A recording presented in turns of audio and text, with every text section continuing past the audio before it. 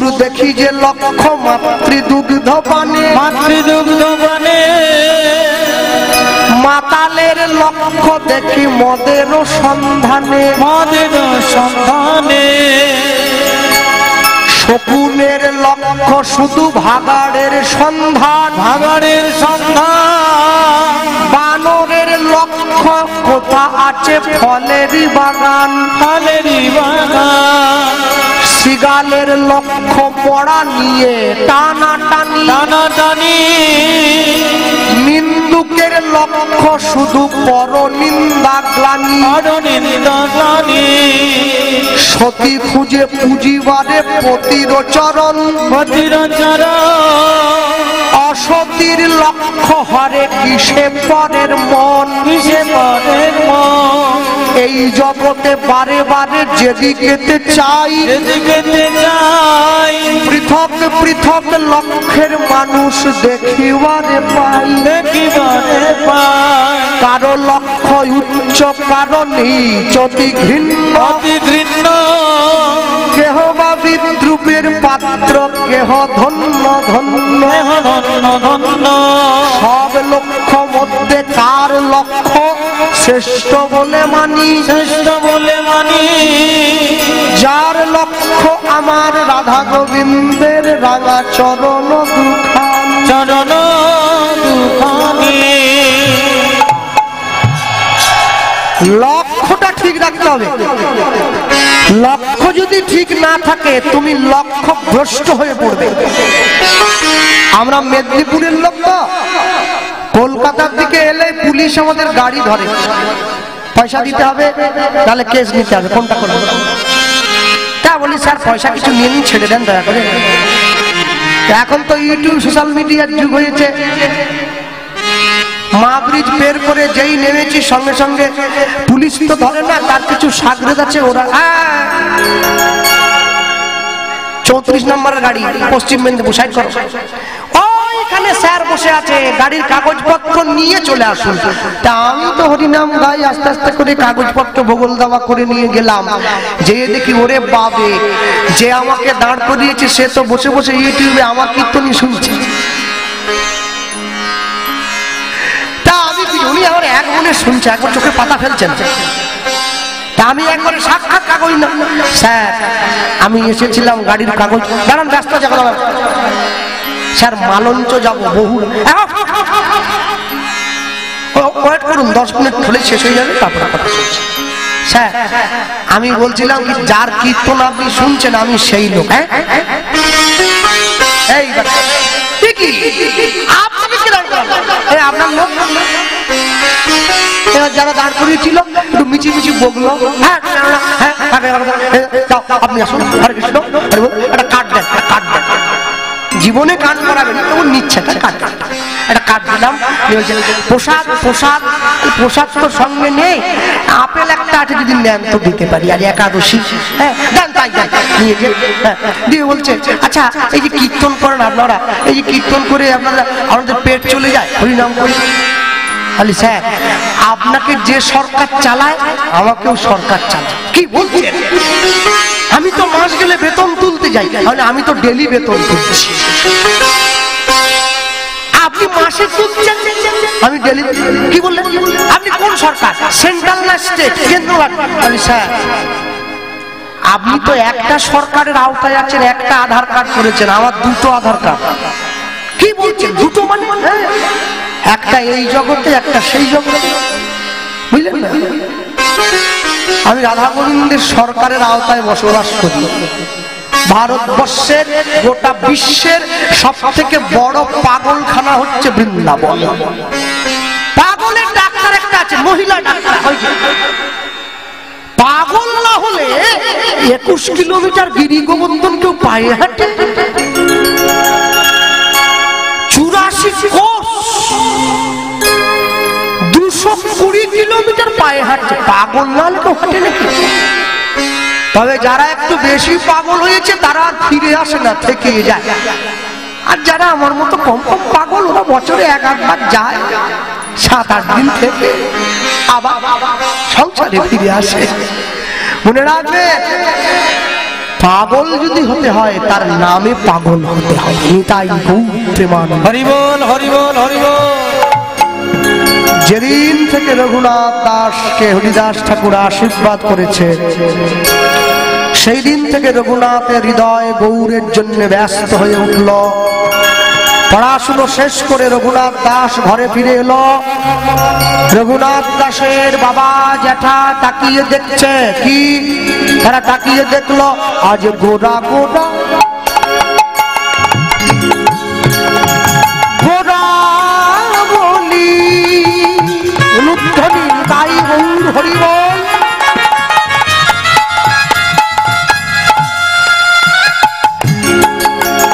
রঘুনাথ কাঁদে অবিরাম, কাঁদে অবিরাম।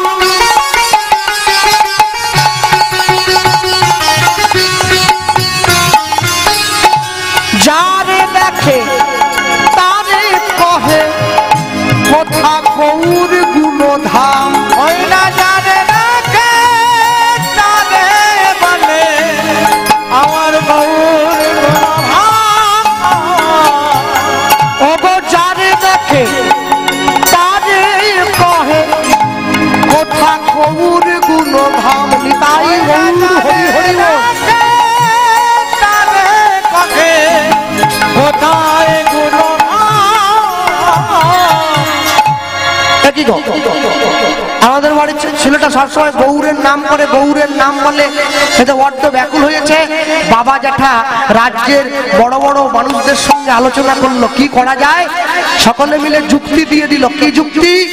জমিদার মশাই, রঘুনাথকে একটা বিয়ে দিয়ে সংসারে সুন্দরী একটা স্ত্রী আনুন, রঘুনাথের সংসারে মন বসবে, রঘুনাথ গৌর ভুলে যাবে, ভুলে যাবে, গৌর ভুলে যাবে, গৌর ভুলে যাবে, গৌর ভুলে যাবে, গৌর ভুলে যাবে। কার জন্য মেয়ে দেখবো? রঘুনাথ দাসের জন্য। রঘুনাথ দাসের গৃহে প্রত্যেক দিন এক বিধবা মা ঘর পরিষ্কার করতে আসত, যে মায়ের নাম ছিল রেবতী দাস। হ্যাঁ ভাই, নেমে পড়ো ভাই, সামনে থেকে নেমে পড়ো, ওই যে দেখতে পাচ্ছি না পিছনে। হ্যাঁ নেমে পড়ো, নেমে পড়ো, পরে তুলে নেমে পড়ো। মেয়েটির নাম ছিল রেবতী দাস। বিধবা মায়ের ঘরে একমাত্র কন্যা ছিল, রূপ যৌবনে অতুলনীয় সুন্দরী, মেয়েটার নাম ছিল কমলা। জমিদার মশাই বিধবা মাকে দেখেই চিৎকার করে ডাক দিলেন, রেবতী শোনো। ছুটে গিয়েছে। বলুন জমিদার মশাই, শোনো, কালকে সকালবেলায় তুমি একটু ঘরে থাকবে, আমরা দুই ভাই তোমার বাড়িতে যাব, একটা বিশেষ দরকার আছে। পরের দিন সকালবেলা জমিদার মশাই দুই ভাই রথে করে রেবতী দাসের বাড়িতে গিয়েছে। আসতে, গরিব যখন বড় লোকের বাড়িতে আত্মীয় হয়ে যায়, বড় লোক খুশি হয় না, কিন্তু বড় লোক যখন গরিবের বাড়িতে আত্মীয় হয়ে যায়, গরিব বড় খুশি হয়। আপনি জমিদার, আপনি এসেছেন, আসুন। জমিদার মশাই পাত্র অর্ঘ্য দিল, বসতে দিয়েছে, পা ধুইয়ে দিয়েছে, নিজের মেয়েকে ডাকছে, মা কমলা এসো, জমিদার মশাইকে প্রণাম করো। মেয়েটি এসে জমিদার মশাইয়ের চরণে হাত দিয়ে প্রণাম করছে। জমিদার মশাই আশীর্বাদ করুন যেন সুখী হতে পারি। মা, সুখী তুমি তো হবেই, সুখ দুঃখ দুটি ভাই, সুখের লাগিয়া করে যে প্রীতি, দুঃখ যায় তার ঠাই। চণ্ডীদাস ঠাকুর 12 বছর পুকুর ঘাটে বসে রইলেন, রানী চলে যায় পথ দিয়ে, ফিরেও তাকায়। 12 বছর পর একবার পিছন ফিরে শুধু আর চোখে চণ্ডীদাস ঠাকুরের দিকে দেখলো। পাড়ার ছেলেরা বলল, কি ঠাকুর, এতদিন ধরে একটা মেয়ের জন্য অপেক্ষা করছো, তুমি তো বুড়ো হয়ে গেলে। বলে, না না, অনেক দিন ধরে ছিপ ফেলছিলাম, আজকে দেখলাম একটু কাঁটাটা নড়ে উঠলো। ওই যে তাকিয়েছি, চণ্ডীদাস আর রজকিনী তারাই প্রেমের শিরোমণি। লোকে বলে ওরা প্রেম করে বিয়ে করেছে, প্রেম নয় কাম করে বিয়ে করেছে। প্রেমের মরণ হয় না, কামের মরণ হয়। প্রেম নয়, ওটা কাম। আত্মেন্দ্রিয় প্রীতি বাঞ্ছা তারে বলে কাম, কৃষ্ণেন্দ্রিয় প্রীতি ইচ্ছা ধরে প্রেম না। মেয়েটি বেরিয়ে এসে জমিদার মশাইকে যখনই প্রণাম করছে, রেবতী দাসকে গিয়ে হাত ধরে মেয়ের মাকে জমিদার মশাইরা বলে উঠল, মা একটা বিশেষ অনুরোধ নিয়ে তোমার কাছে এসেছি। আগে বলুন। বলছিলাম কি, তোমার মেয়েটাকে আমাদের ঘরের পুত্রবধূ করে পাঠাবে। মেয়েটির চোখে জল এসেছে, ছুটে গিয়ে জমিদার মশাইয়ের চরণে পড়ল, রঘুনাথ দাসের মতো এহেন মানুষকে আমি নিজের স্বামী হিসেবে পাবো, এ আমার পরম সৌভাগ্য। ভাগ্যে ভার্যা, তপে রাজা, পুণ্যে পুত্র। জমিদার মশাই, মা তোমাকে ঘর মুছতে হবে না, বাসন মাজতে হবে না, কাপড় কাচতে হবে না। তুমি শুধু একটা উপায় করবে, একটা কাজ। কি কাজ জানো? তুমি তোমার দেহ দিয়ে, মায়া দিয়ে, মোহ দিয়ে, রূপ যৌবন দিয়ে তুমি দেখবে রঘুনাথ যেন কখনো ঠাকুর ঘরে না যায়। অসম্ভব। আপনি কি বলছেন? ছুটে গিয়ে দাঁড়ানা, এ কথা আপনি বলতে পারেন না। ছুটে গিয়ে জমিদার মশাই দুটো পা জড়িয়ে ধরল। জমিদার মশাই, যদি আপনি বলতেন আপনাদের ছেলে নেশা করে, আমি ছাড়িয়ে দিতাম। যদি বলতেন অসৎসঙ্গ করে, আমি ছাড়িয়ে দিতাম। কিন্তু আপনাদের ছেলে তো গৌর গুণগান করে।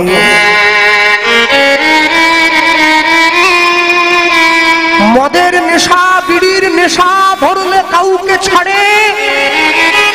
গৌর প্রেমের নেশা কাউকে যদি একবার ধরে, তাকে কি রাখা যায় মায়ার সংসারে?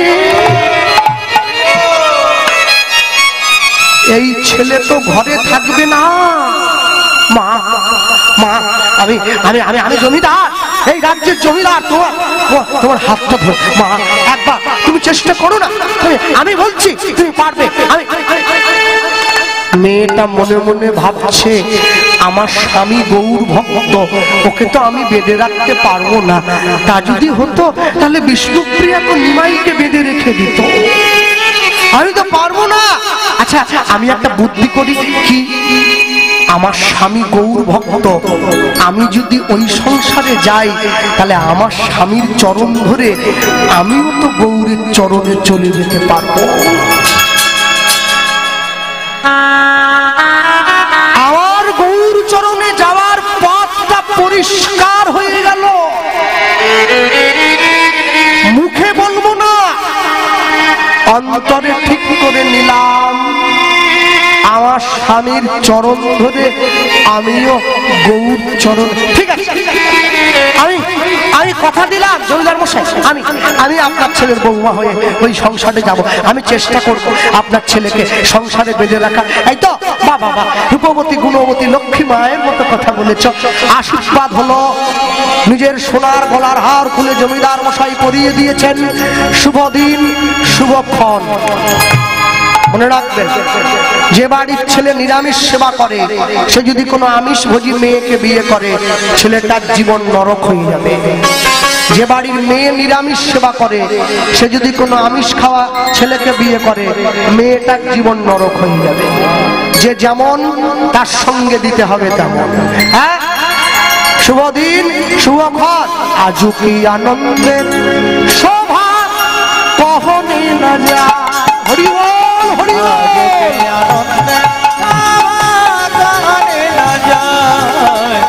আজকে আনন্দে রঘুনাথে বিয়েতে আজ গ্রামবাসী যায়। রঘুনাথের বিয়েতে আজ গ্রামবাসী যায়। রঘুনাথের বিয়েতে আজ গ্রামবাসী যায়।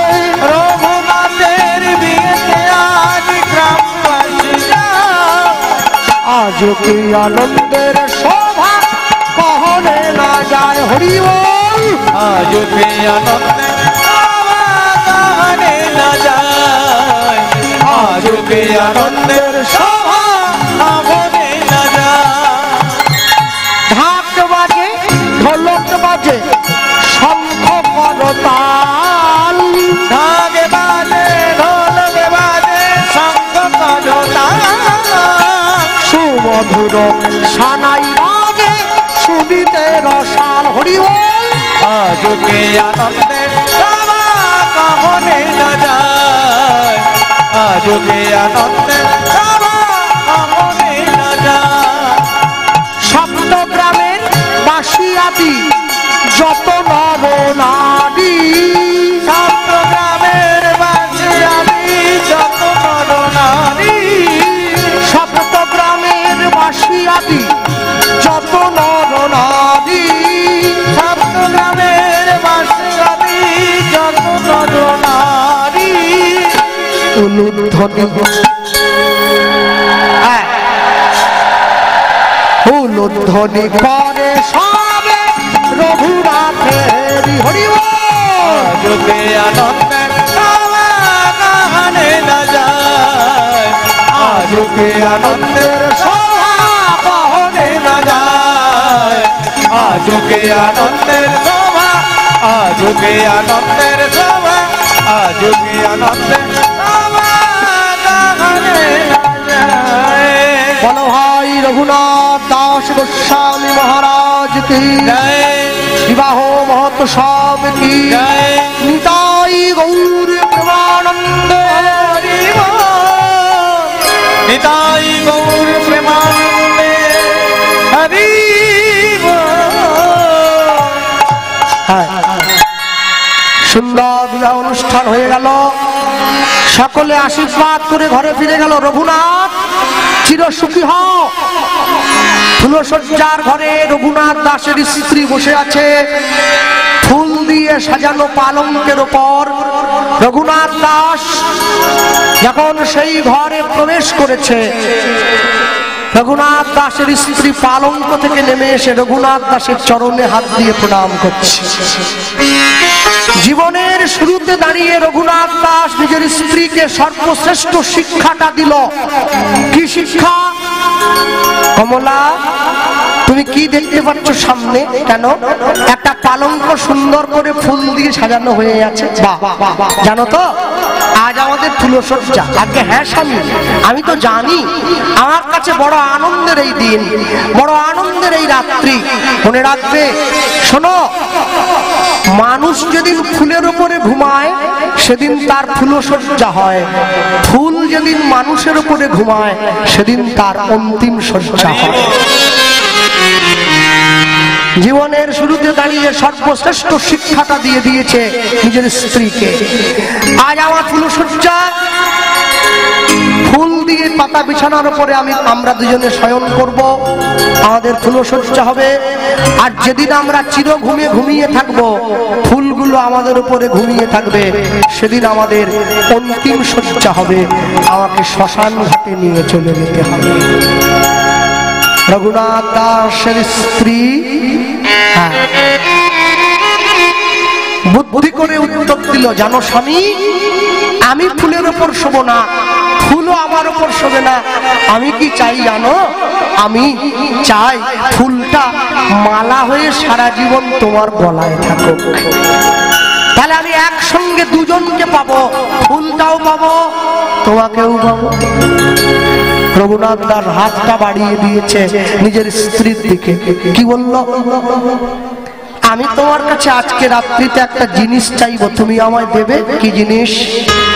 হাতটা যখন বাড়িয়ে দিয়েছে, হাতটা বাড়িয়ে দিয়ে রঘুনাথ দাস চাইলো, আমি তোমার কাছে চাই। কি চাই জানো? আমি গৌর ভজন করতে যাব, আমায় অনুমতি দাও।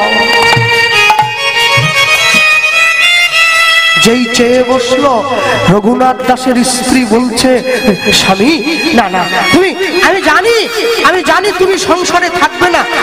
আমি বলছিলাম কি, তুমি আজকে রাত্রিটা আমার কাছে থেকে তুমি কালকে সকালে যদি গৌর চরণে চল। না,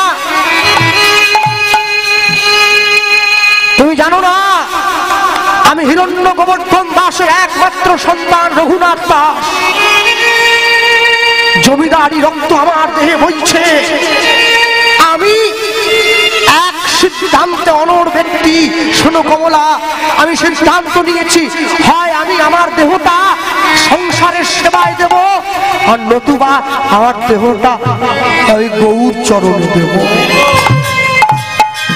তোমার কাছে আজকে রাত্রিটা যদি আমি কাটাই, আমার দেহটা অপবিত্র হয়ে যাবে না? উচ্ছিষ্ট দেহ কি গৌর চরণে নিয়ে যাওয়া যায়?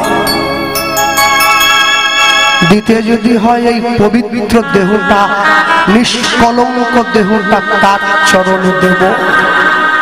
ছুটে গিয়ে নিজের স্ত্রীর দুটো পা জড়িয়ে ধরল, তুমি আমায় অনুমতি দাও, আমি গৌর চরণে চলে যাব। রঘুনাথ দাসের স্ত্রী ধর্ম সংকটে পড়ে গিয়েছে। প্রভু, জীবনে এইরকম পরীক্ষার মুখে এসে আমায় দাঁড়াতে হবে, আমি তো বুঝি নাই, আমি বুঝি নাই। আমি আগে যদি জানতাম, আমি রঘুনাথকে কোনোদিন সংসারে বেঁধে রাখতাম না। রঘুনাথ দাস দেখছে আমার স্ত্রীর মনটা বড় পরিষ্কার। মনটা যখন পরিষ্কার থাকে তখনই তো ভক্তির বীজটা পুঁতে দিতে হয়। মন নোংরা হয়ে গেলে কি আর পোতা যায়? তুমি আমার মায়া করছো কমলা, স্ত্রীকে বলছে। একবার তাকিয়ে দেখো আমার চৈতন্য মহাপ্রভুর দিকে। একটু আগে তো শুনলেন আপনারা, পুরোটা শোনেননি, একটু একটু শুনেছেন। 14 বছরের নববিবাহিতা স্ত্রীকে ছেড়ে দিয়ে মাঘ মাসের কঠিন ঠান্ডায় গঙ্গা বক্ষে ঝাঁপ দিয়ে পড়ল যে মানুষটা, কলির জীবকে উদ্ধার করার জন্য কাটোয়ায় কেশব ভারতীর চরণে গিয়ে পড়েছে। গুরুদেব, কেমনে সব জীব পাইবে উদ্ধার, বিষয়ে সুখেতে সব মজেছে সংসার, বলিলেও কেহ নাহি লয় কৃষ্ণ নাম, নিরবধি করে শুধু বিদ্যা অহংকারের ব্যাখ্যা।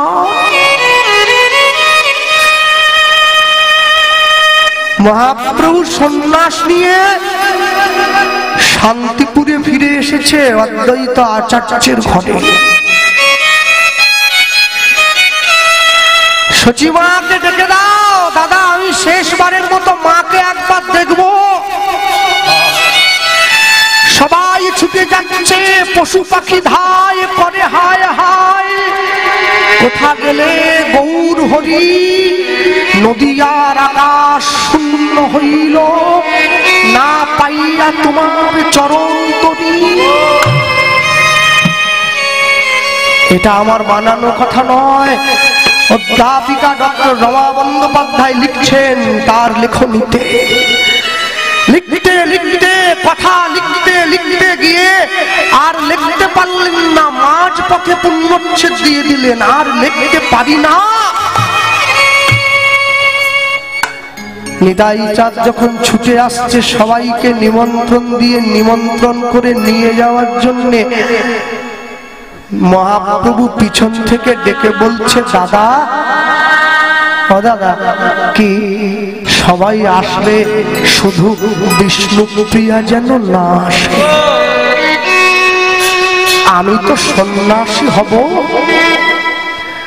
সন্ন্যাসী হওয়ার পূর্বে আমি মায়ার মুখটা দেখব না, আমার সন্ন্যাসে বাধা হয়ে যাবে। নিতাই চাঁদ মনের দুঃখ মনে রেখে ছুটে নিজের ঘরে এসে সচিমাকে বলছে, মা চলো নিমাই এসেছে, শেষবারের মতো নিমাইকে দেখে। বৌমা গুছিয়ে নাও, গুছিয়ে নাও, লাল পেড়ে সাদা শাড়িটা পরবে। জগদানন্দ পণ্ডিত যে শাড়িটা নিমাই পাঠায়, আমার নিমাইয়ের বড় প্রিয়। আর শোনো, ওই যে মুরগির মোয়া, নারকলের নাড়ু, তিলের নাড়ু আমার নিমাই বড্ড ভালোবাসে। গুছিয়ে নাও, পুটলিতে বেঁধে নাও, আমি নিমাইকে খাওয়াবো। কতদিন নিমাই। মা, নিতাই চাঁদ দাঁড়িয়ে আছে। রঘুনাথ দাস বলছে নিজের স্ত্রীকে, শোনো, প্রেম কাকে বলে শোনো। তুমি ভালোবাসার কথা বলো, তুমি প্রেমের কথা বলো না। সচিবান নিমাই দেখতে যাবে, নিতাই চাঁদ ছুটে গিয়ে মায়ের চরণটা ধরে বলছে, মা সবাই যাবে কিন্তু বৌমা যেতে পারবে না। বিষ্ণুপ্রিয়া যেতে দূর হয়ে যা, আমি তোর মুখ দেখবো না, ওইরকম ছেলের মুখ আমি দেখবো না। না না মা তুমি রাগ করো না, বাবা তোমার নিমাই যদি আমায় অনুমতি না দেয় আমি কি করে নিয়ে যাব? বিষ্ণুপ্রিয়া দেবী মায়ের কাছে এসে দাঁড়িয়ে মাকে বলছে, মা হয়তো প্রভুকে দেখার মতো সৌভাগ্য আমি অর্জন করি নাই, আমি দূর থেকে তাকে ভালোবাসলাম, সুখ তুমি তাকে দিও যাকে আমি ভালোবাসি, দুঃখ তুমি আমায় দিও, দুঃখে আমি বড় খুশি। ঘরের বারান্দায় আছাড় খেয়ে পড়ে কাঁদছে দয়াময়, আমি তো কোনো অন্যায় করিনি, শুধু তোমায় ভালোবেসে বেঁধে রাখতে চেয়েছিলাম।